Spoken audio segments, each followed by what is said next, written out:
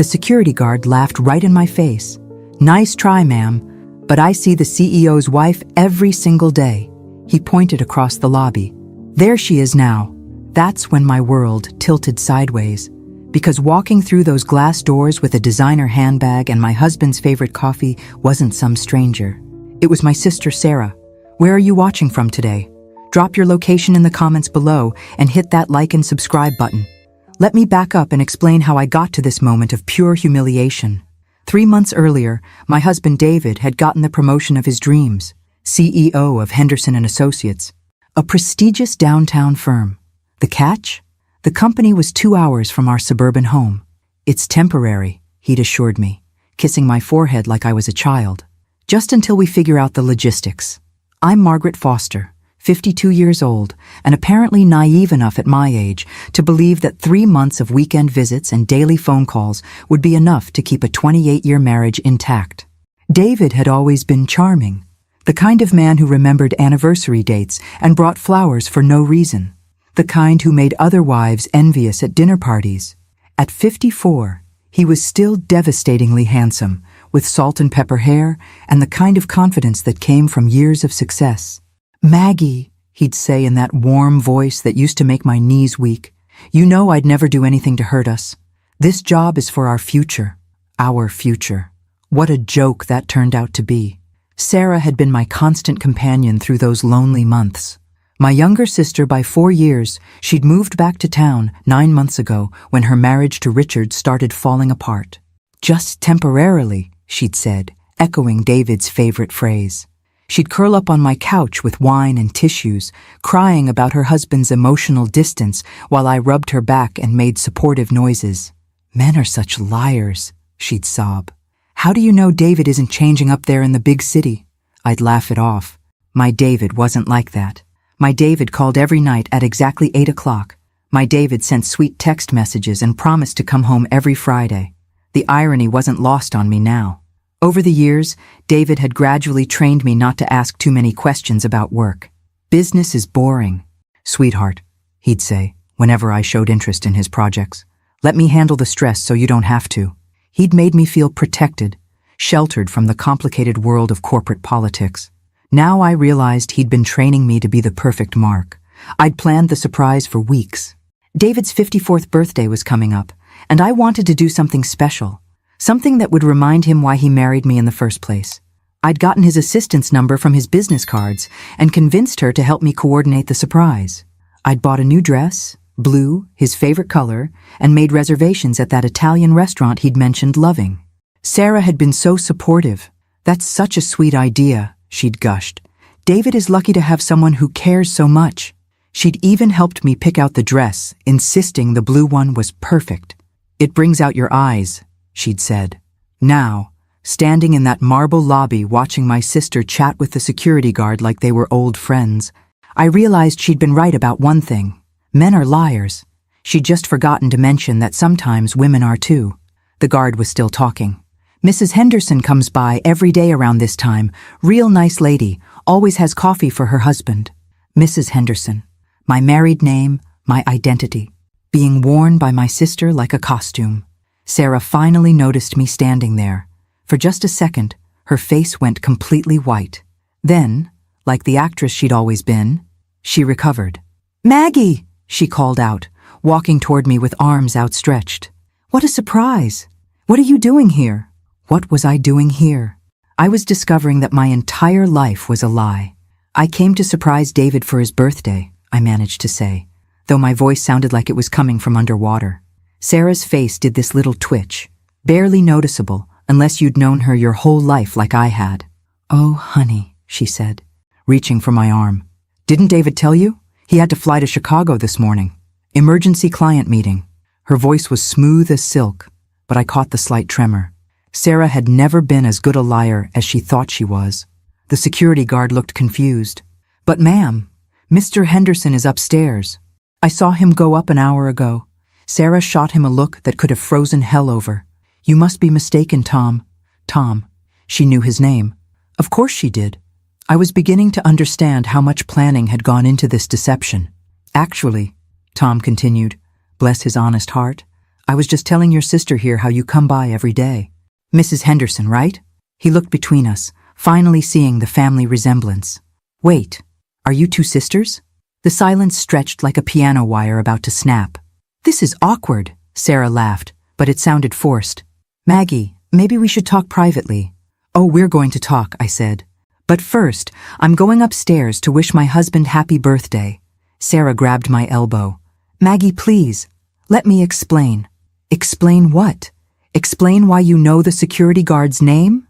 Explain why you're carrying coffee for my husband? Or maybe you want to explain why he thinks you're Mrs. Henderson?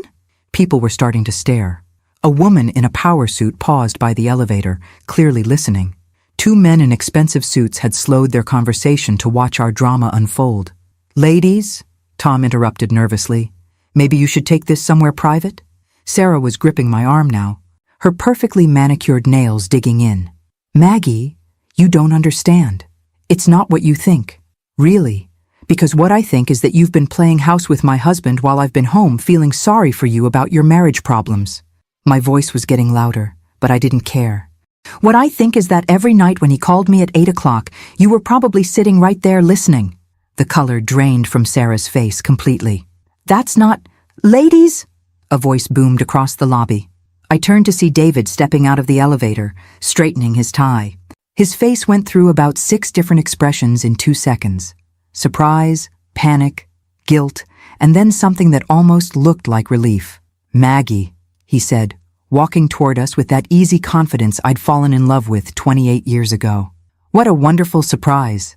He leaned in to kiss my cheek, like everything was perfectly normal, like his wife and his mistress meeting in his office lobby was just another Tuesday.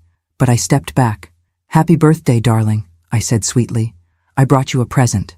David's eyes darted to Sarah, then back to me. You didn't have to. Oh, but I did. I brought you the gift of truth.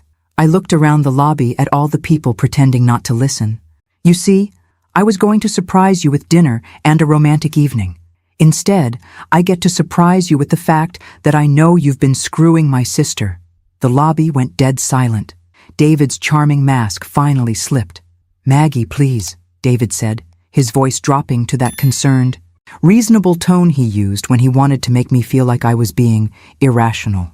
Let's not do this here. Why not here? I asked, looking around at our audience. These people should know what kind of man they're working for. Sarah was tugging on my other arm now. Maggie, you're making a scene. Am I? Because I thought I was just having a conversation with my husband and my sister. You know, family time. A woman in her 30s approached us hesitantly. Excuse me, are you Mrs. Henderson? I'm Rebecca from accounting. I've heard so much about you. Sarah opened her mouth, but I beat her to it. No, sweetie, that's Mrs. Henderson. I pointed to Sarah. I'm just the actual wife. Rebecca's eyes went wide. Oh my God! David stepped forward, his CEO persona kicking in. Rebecca, why don't you head back upstairs? This is a family matter. Right, Rebecca said, backing away slowly. I'll just pretend this never happened. You do that, I called after her. But maybe mention to HR that your CEO has been introducing his mistress as his wife. I'm sure they'll find it fascinating. David's face was turning an interesting shade of red. Margaret, that's enough. Margaret, not Maggie. He only used my full name when he was really angry. Well, join the club, sweetie. Is it enough? Because I don't think it is. I turned to Sarah. How long? She was crying now. Real tears, not the crocodile tears she'd been shedding on my couch for months. Maggie, I never meant for this to happen. How long? I repeated. 7 months, she whispered. 7 months. I did the math in my head. So you started sleeping with my husband before you even filed for divorce from Richard. Sarah's sob echoed through the marble lobby. And you? I turned to David. When exactly were you planning to tell me? After you'd fully moved your girlfriend into your new life? She's not my girlfriend, David said. Which was exactly the wrong thing to say. You're right, I said. Girlfriends are for single men. Mistresses are for married men who lie to their wives. Tom the security guard cleared his throat. Folks? Maybe you could... Don't worry, Tom, I said. I'm leaving.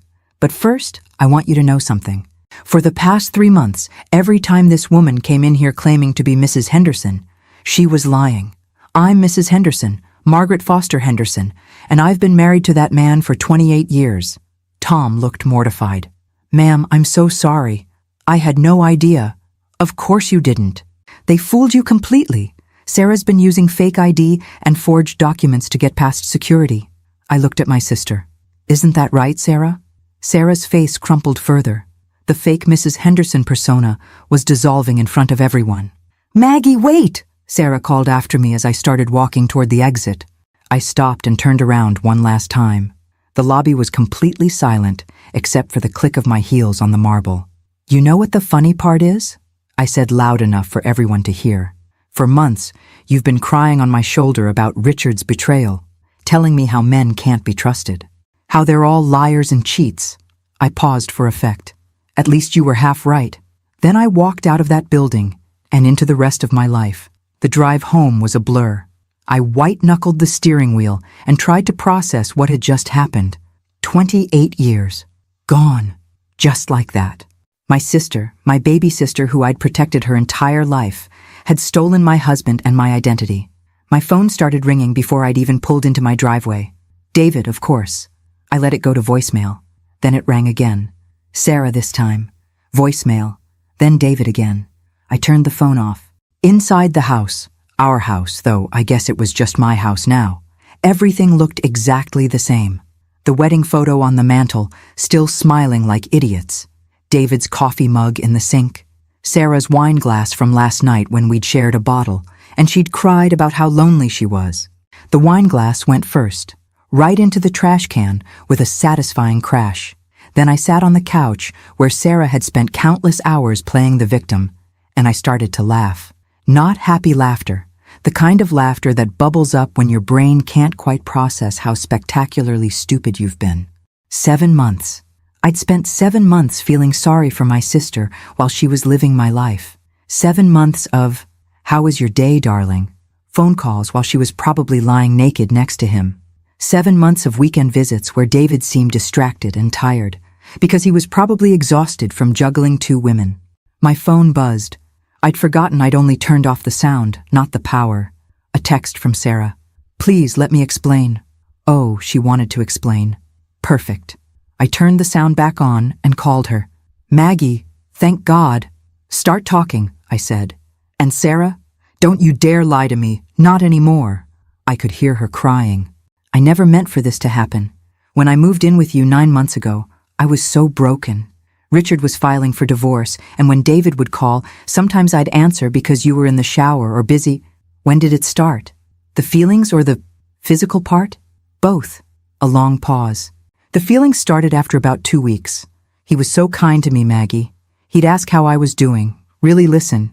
Richard never listened to me like that. And the physical part? The weekend you went to Mom's funeral. I nearly dropped the phone. Mom's funeral was 7 months ago. I know. 7 months.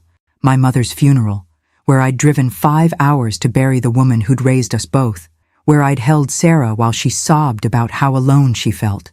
David had stayed home because of work, or so he'd said. You slept with my husband the weekend I buried our mother. Maggie, I was devastated, we both were. It just happened.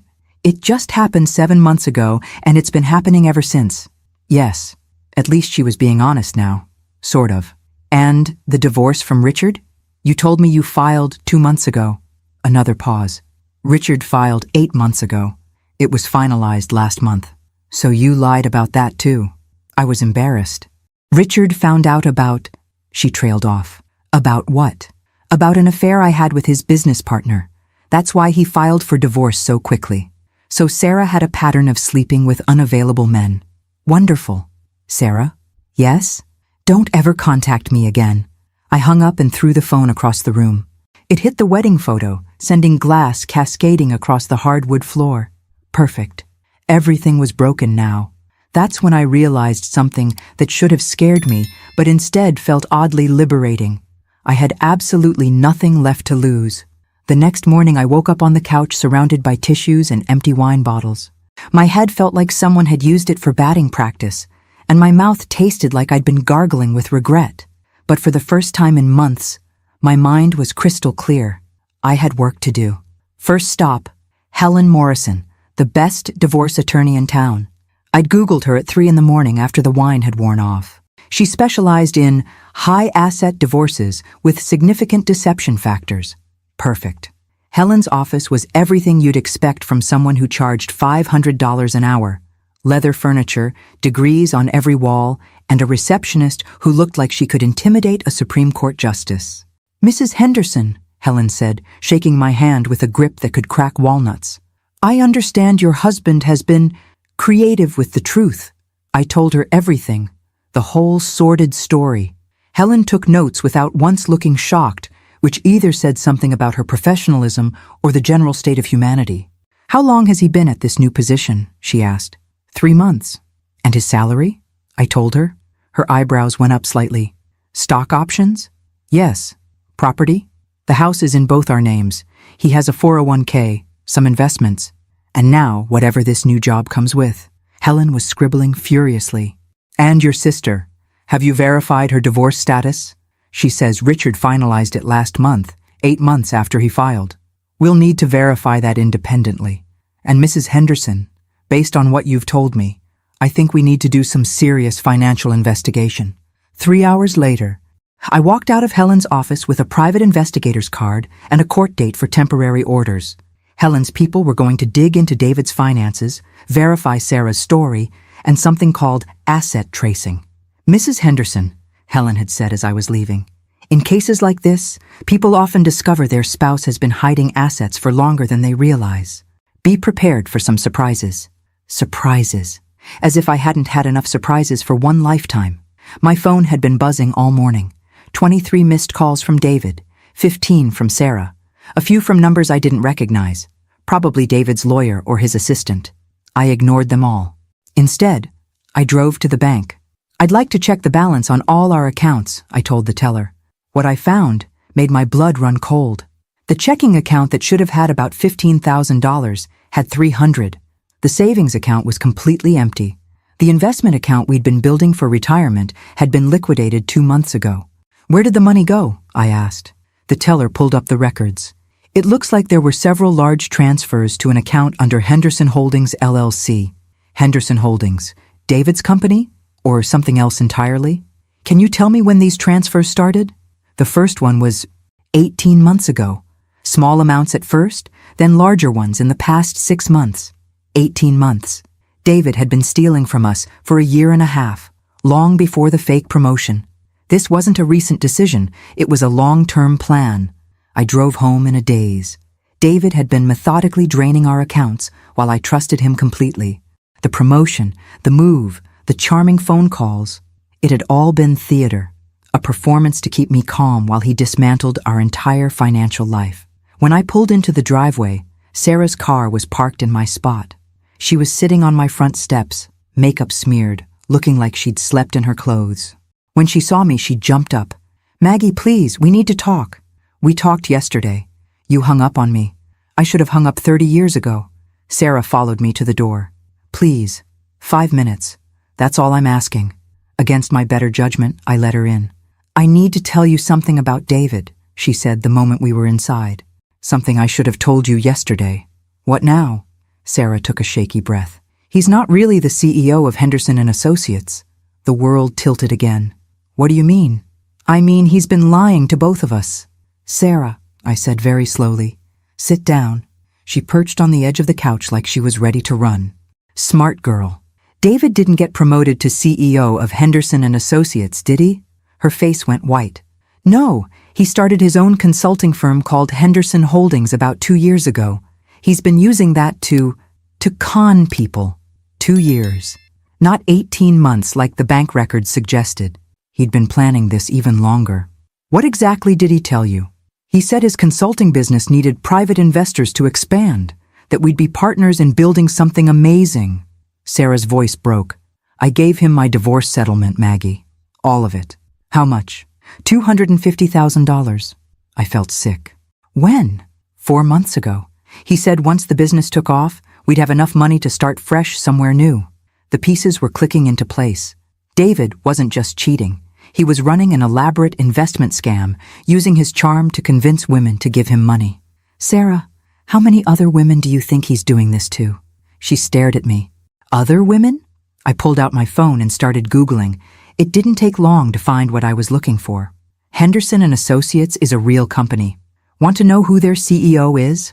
Sarah shook her head, but I told her anyway. Robert Martinez, 63 years old, been with the company for 20 years. Their website shows him in board meetings from last month. Sarah was crying again, but this time it looked like real devastation instead of manipulation. So David isn't a CEO at all? David is a con man, and we're both his victims. My phone rang. David again. This time I answered and put it on speaker. "Hello, sweetheart," I said in my sweetest voice. "How's the fake CEO business today?" Silence. "Maggie, we need to talk." "Oh, we're way past talking. But I do have some questions, like how many other women have you convinced to invest in Henderson Holdings?" "That's not—" "Sarah's here with me." "David. She told me about the $250,000. Are there others?" The line went quiet for a long moment. "David," I continued, "I'm sitting here with Sarah. We've both figured out your little game, and my lawyer is already investigating your finances.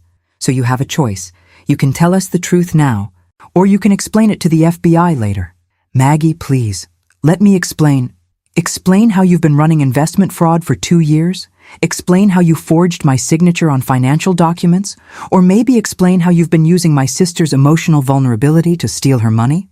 I heard him take a deep breath. "There are others." "How many others?" 4, including Sarah. 4 other women. I felt Sarah's sharp intake of breath. "Here's what's going to happen," I said. "You're going to transfer every penny back into our joint accounts. You're going to give me the names and contact information for every woman you've defrauded. And you're going to turn yourself in to the authorities. And if I don't, then I call the FBI myself. Did you know that investment fraud is a federal crime? Each count carries up to 20 years in prison." Another long silence. "I need time. You have 24 hours to put our money back. After that, I'm calling the police." I hung up and looked at Sarah, who was staring at me like she'd never seen me before. "What are you going to do?" she asked. "I'm going to get my life back. And I'm going to make sure David can't do this to anyone else." Sarah wiped her eyes. "Maggie, I'm so sorry." "I know sorry doesn't fix anything, but—" "You're right. Sorry doesn't fix this. But helping me stop him might be a start." For the first time since this nightmare began, I saw something like hope in my sister's eyes. Helen Morrison called at exactly 12:30 the next afternoon. "Mrs. Henderson, your husband just transferred $643,000 into your joint checking account." I blinked. 643? That's more than he took from us. Apparently, Mr. Henderson has been more entrepreneurial than we thought. My investigator found evidence of at least 4 other investors in Henderson Holdings. 4 other women, just like he'd admitted. "Helen, exactly how much trouble is David in? Legally? He could be looking at wire fraud, securities fraud, and investment fraud charges. Each carries a potential sentence of up to 20 years. And what about the forged documents? We found evidence of forged signatures on the second mortgage documents for your house and several falsified bank authorizations. That adds identity theft and bank fraud to the charges. A second mortgage on my house, without my knowledge. The violation felt almost worse than the cheating. Helen, I want to meet the other women. Mrs. Henderson, that might not be advisable. They deserve to know what happened to them. And I think together, we might be able to ensure David faces real consequences." 3 hours later, Helen's investigator, Marcus Webb, was sitting in my living room with Sarah and me, explaining the scope of David's operation. "Your husband is what we call a romance scammer, but more sophisticated," Marcus said. "He targets middle-aged women going through transitions, divorce, death of a spouse, career changes. He presents himself as successful and charming, gains their trust, then convinces them to invest in his businesses." Marcus opened a thick file and spread out photographs and documents. Jennifer Walsh, 55, recently divorced from a wealthy doctor. She gave him $80,000 8 months ago. Amanda Torres, 49, widowed 2 years ago. She invested $120,000 last year. Christina Bell, 53, early retirement from teaching. $67,000 5 months ago. I studied the photos. All attractive women. All around my age. All looking hopeful in their pictures. How did he meet them? Online dating sites, divorced women's support groups. widows' grief counseling groups. He's very strategic about targeting vulnerability. What about offshore accounts? Marcus pulled out bank records. Cayman Islands and Switzerland. He's been moving money systematically over the past 2 years, probably preparing for a final exit when the scheme got too complicated to maintain. How much total? Including your money and Sarah's, we estimate he's stolen nearly $1.2 million over 2 years. Sarah made a choking sound. 12 people's life savings. 5 women, I corrected. But you're right about the life savings part. Marcus leaned forward. Mrs. Henderson, these women don't know about each other. They each think they're his only investor, his special partner. Just like I thought I was his only wife, and Sarah thought she was his only lover. Sarah flinched, but nodded. Marcus, I want to contact them. What exactly are you planning? I thought about that security guard pointing across the lobby. About the moment when my entire world revealed itself to be a lie. About 28 years of, Maggie, you're being paranoid, and Maggie, trust me. I'm planning to give David the biggest surprise of his life. Marcus grinned. I like the way you think. But Mrs. Henderson will need to be careful. If David suspects we're organizing his victims, he might run. Then we'll have to be smarter than him. Sarah looked up from the photos. What do you need me to do? It was the first time she'd asked how she could help instead of asking for forgiveness. Maybe there was hope for us after all. You're going to help me contact these women. And then we're all going to have a conversation with David that he'll never forget. 3 days later, I was sitting in a coffee shop downtown with 3 women I'd never met, but who'd all been intimate with my husband, emotionally, if not physically. The conversation was exactly as surreal as you'd expect. So he told you he was a CEO too? Jennifer Walsh asked. She was elegant in that understated way that comes from old money and good breeding, wearing a simple sweater that probably cost more than my car payment. Henderson and Associates, I confirmed, complete with business cards and a downtown office address. Morrison Investment Group for me, Jennifer said. He had a whole website set up, professional photos, fake client testimonials. Amanda Torres laughed bitterly. At least you got fake companies. He told me he was a pharmaceutical consultant working on breakthrough cancer treatments. Said his late wife died of cancer and he was dedicating his life to helping other families. Christina Bell looked up from her coffee with fire in her eyes. Grief counseling group for me too. Claimed he was a widowed sports medicine doctor developing rehabilitation technology for veterans. Had me convinced I was funding something that would help wounded soldiers. The sophistication was breathtaking. David hadn't just been lying. He'd been researching each woman's vulnerabilities and crafting specific fantasies to exploit them. How much did you each give him? I asked. Jennifer. $80,000 over 6 months. He said he needed bridge funding while waiting for venture capital approval. Amanda. $120,000. I liquidated my husband's 401k because David convinced me the cancer research was on the verge of a breakthrough. Christina. $67,000. My entire early retirement savings. I thought I was investing in something that would honor my late brother, who was a veteran. Each story was a masterpiece of emotional manipulation. David had studied these women, learned their pain points, and crafted elaborate lies to exploit their desire to do good. Ladies, I said, we've been victimized by a world-class predator. The question is, Jennifer said, her voice hard with suppressed anger, what do we do about it? Over the next hour, we shared more than just our financial losses. We shared the emotional devastation of discovering that someone we'd trusted, someone we'd been intimate with emotionally, had been calculating and cold. I haven't been able to trust anyone since I figured it out, Amanda said. My own daughter thinks I'm becoming paranoid. I stopped going to grief counseling, Christina added. If David could fool me there, who else is lying? I felt a surge of protective anger for these women. David hadn't just stolen money. He'd stolen their ability to trust again. Here's what I think we should do, I said. We're going to confront him, all of us, together. Jennifer looked skeptical. Why would he agree to meet with all of us? I smiled. Because he won't know you're coming. The plan was simple, but required careful coordination. David had been texting me non-stop, begging for a chance to explain everything and work things out. I'd finally agreed to meet him for dinner at Romano's, the Italian restaurant where we'd had our first date 30 years ago. Sentimental manipulation at its finest. What David didn't know was that Jennifer, Amanda and Christina would already be at Romano's when we arrived.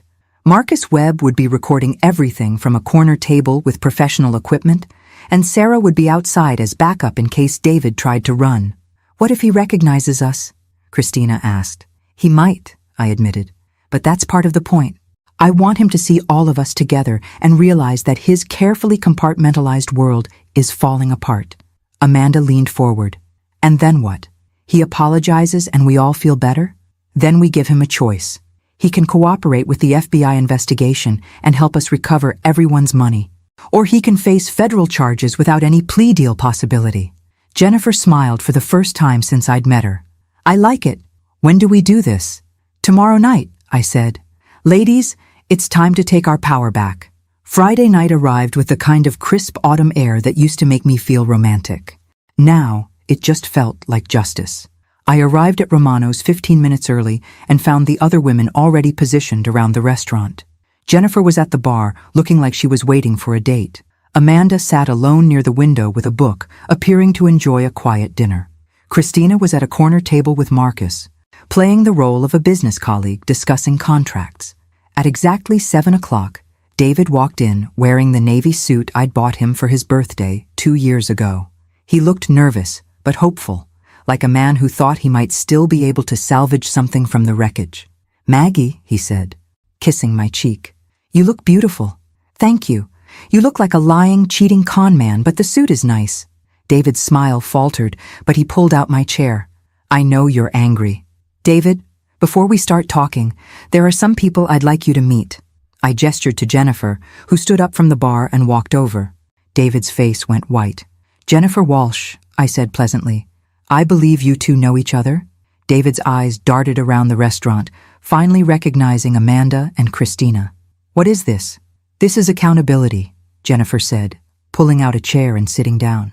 "Something you've been avoiding for quite some time." Amanda approached from her table. "Hello, David. Remember me? Amanda Torres, the widow whose husband's life insurance money you stole for your fake cancer research?" David was looking around wildly now, probably calculating exit routes, and realizing Sarah was standing by the front door. Christina joined us last, her voice deadly calm. "Christina Bell, you convinced me to cash out my retirement to fund fake veteran rehabilitation programs." The restaurant had gone quiet around us. Other diners were pretending not to stare, but the drama was too compelling to ignore. "Please sit down, David," I said. "We have so much to discuss." David sat heavily, trapped by 4 women and the weight of his own lies. "Ladies," I continued, "I think it's time David explained his business model." "Maggie, please," David started, but Jennifer cut him off. "Actually, David, I have a question.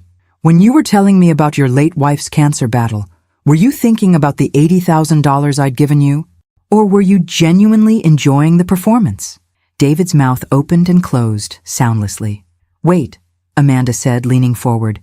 "You told me your wife died of cancer, too. Same story? Different victim?" "He told me he was a widower as well," Christina added. Apparently being married to Margaret didn't fit his narrative. I watched David's face cycle through emotions. Panic, shame, and then something that looked almost like resignation. "You don't understand," he said finally. "I never meant for anyone to get hurt." "Then where's our money?" Jennifer demanded. "The business ventures didn't work out." "What business ventures?" Amanda's voice rose. "The cancer research that doesn't exist? The investment firm that's just a P.O. box? The sports medicine company that's registered to your home address?" David looked genuinely surprised. "How did you—" "We hired professionals, David," I said. "People who are much better at investigating than you are at lying."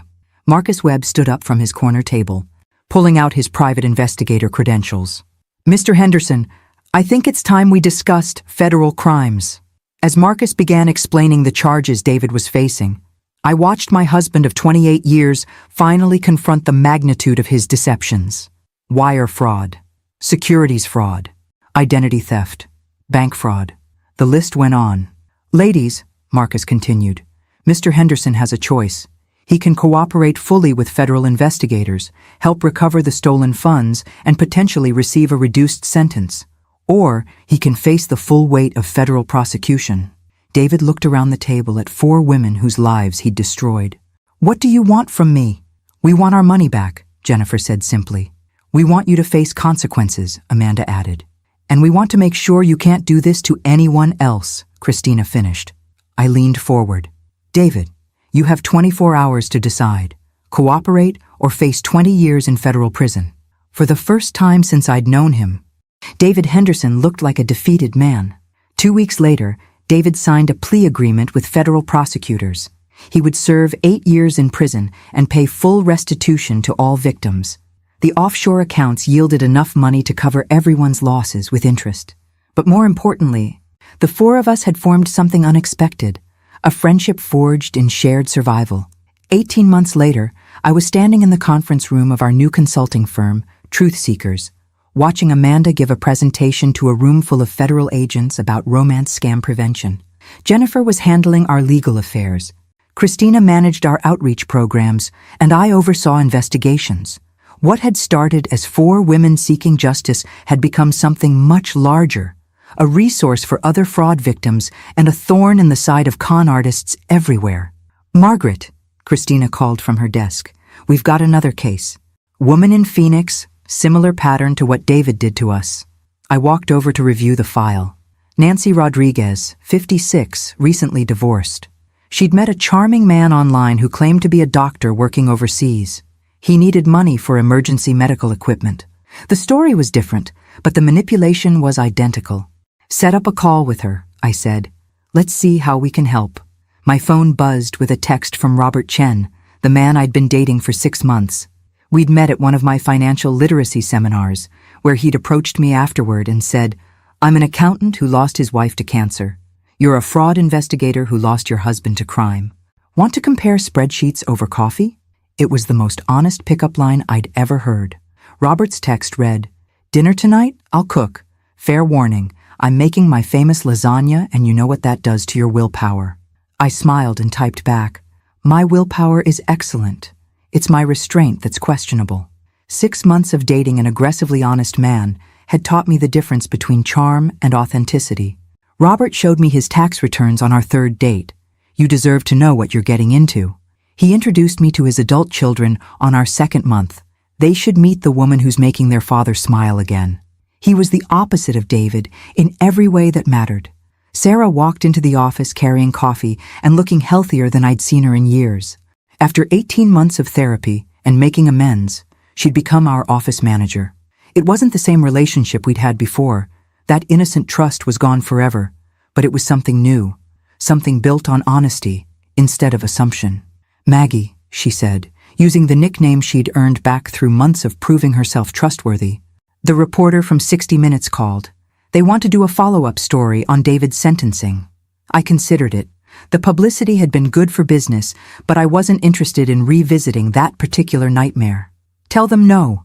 Our focus is forward, not backward." Sarah nodded. "Also, Jennifer wants to know if you're free for lunch. She's got news about the Peterson case." The Peterson case was our biggest investigation yet, a man who'd defrauded 12 women across 4 states. Jennifer had been tracking him for months. "Tell her yes, conference room at noon." As Sarah walked away, I looked around our office. Photos on the walls showed our success stories, women who'd recovered their money, men who'd been prosecuted for fraud, families who'd been reunited after con artists had torn them apart. On my desk sat a framed newspaper article. 4 women turn personal tragedy into business success.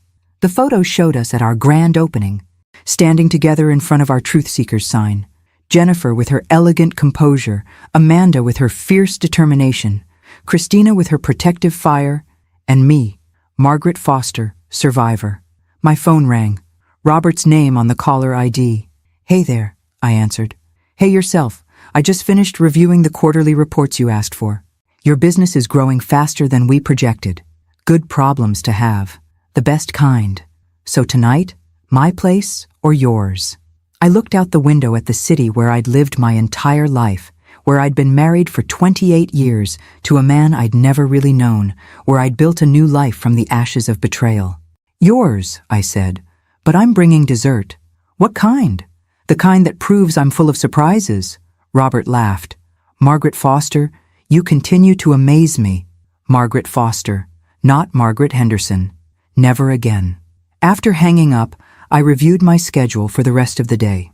3 client calls, a meeting with the FBI about a new case, and dinner with a man who'd shown me his credit report before he'd shown me his bedroom. Life wasn't what I'd planned at 54, but it was mine. Every decision, every risk, every triumph, all mine. And for the first time since that humiliating day in David's fake office lobby, I wouldn't trade my reality for anyone else's fantasy. The truth, it turned out, really was better than the best lie. Thanks for listening. Don't forget to subscribe and feel free to share your story in the comments. Your voice matters.